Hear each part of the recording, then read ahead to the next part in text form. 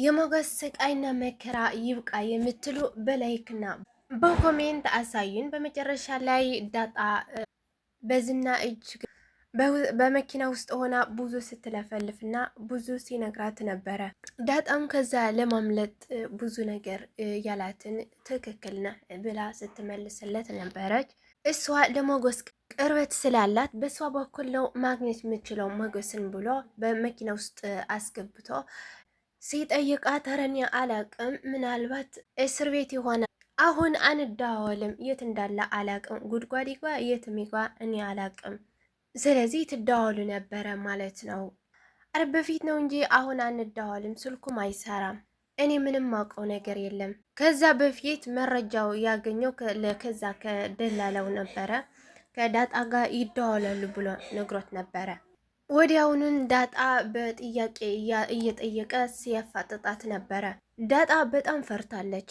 በዚህ ሁኔታ ላይ በዚህ ብቻ የተናገርኩትን ተናግሬ ከሱ እንዴት ማምለጥ አለብኝ ብላ ስታስብ ስለነበረ ያለውን ሁሉ ልክ ነህ ስትለው ነበረች። አሁን በመጨረሻ አካባቢ ምናልባት ከተደዋወላችሁና የት እንዳለ ካወቅሽ ደውለሽ ካልነገርሽን እንደሞትሽ ቁጠሪው።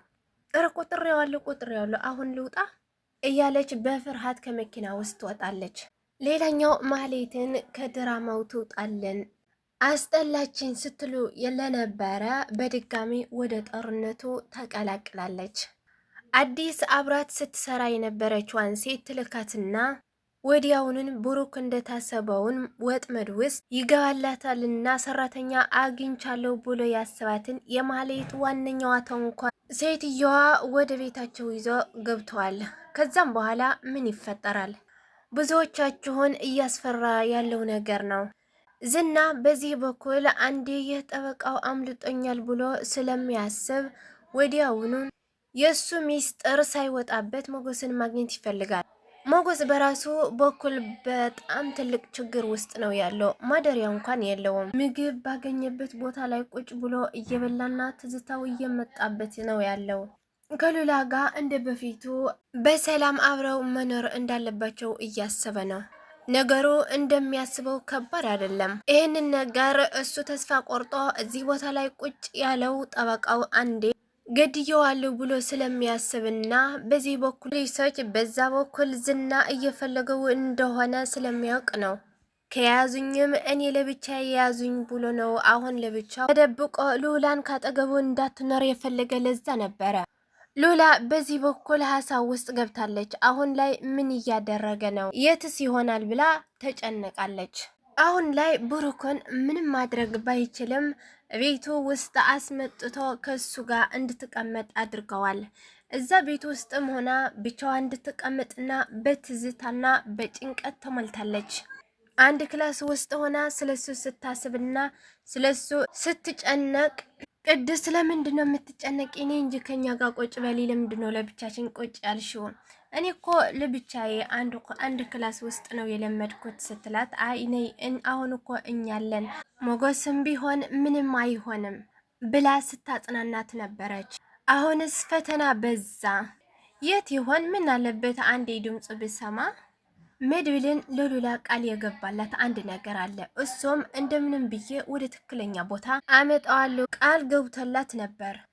መድብልን ሳያስበው ጠበቃው በህይወት እንዳለ ይደውለታልና እኔም እገዛ እፈልጋለሁ፣ አንተ ደግሞ ከኔ እገዛ ትፈልጋለህ፣ ሁለታችንም በዚህ ሰዓት መጠቃቀም ይኖርብናል።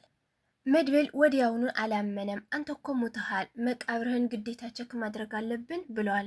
መድብል ሁሉንም ነገር ስራ ከመስራቱ በፊት ወይም ደግሞ ከጠበቃው ጋር ሳይስማማ የተቀበረበትን ቦታ ወርዶ መቃብርን ቸክ ማድረግ ይፈልጋል።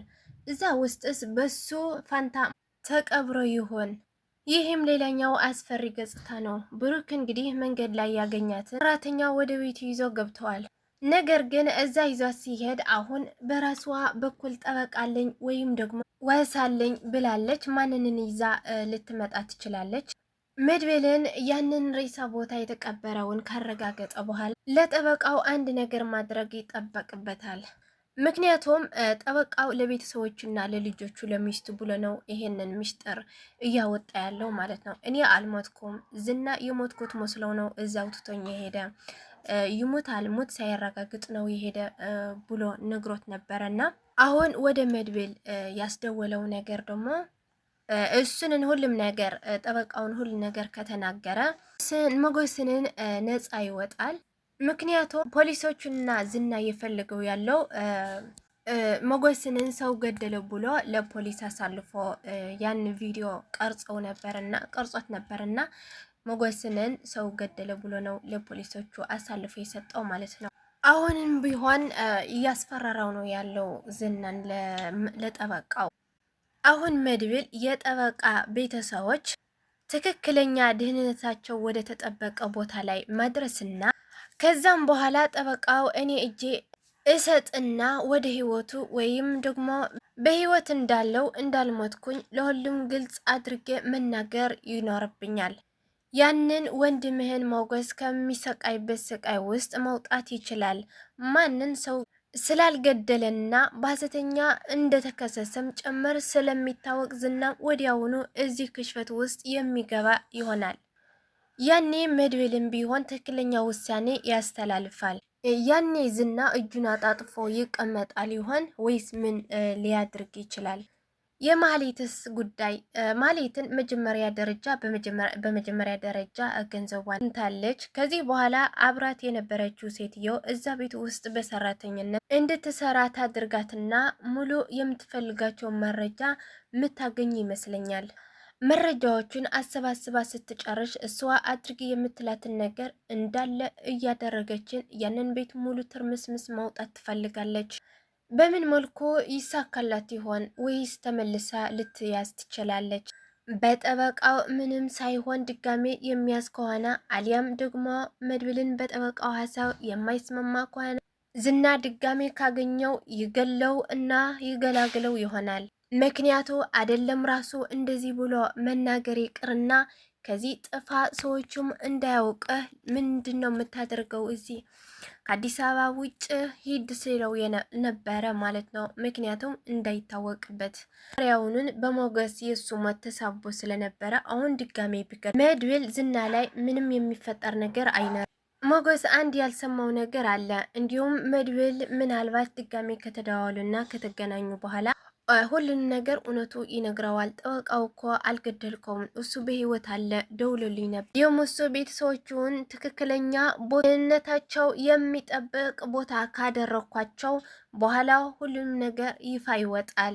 ከተደበቀበት ይወጣና እኔ በህይወት አለው፣ ማንንም አልገደለኝም፣ ሞገስ ቢሆን በሐሰት ነው የተከሰሰው ብሎ ይመሰክራል። በሚቀጥለው ምን ይፈጠራል ብላችሁ ታስባላችሁ? ኮሜንት ላይ አስቀምጡልኝ። ላይክ ሸር በማድረግ ደግሞ አበረታቱኝ እላለሁ። በሚቀጥለው እስከምንገናኝ ቸር ቆዩልኝ። ወዳችኋለሁ። ባይ ባይ።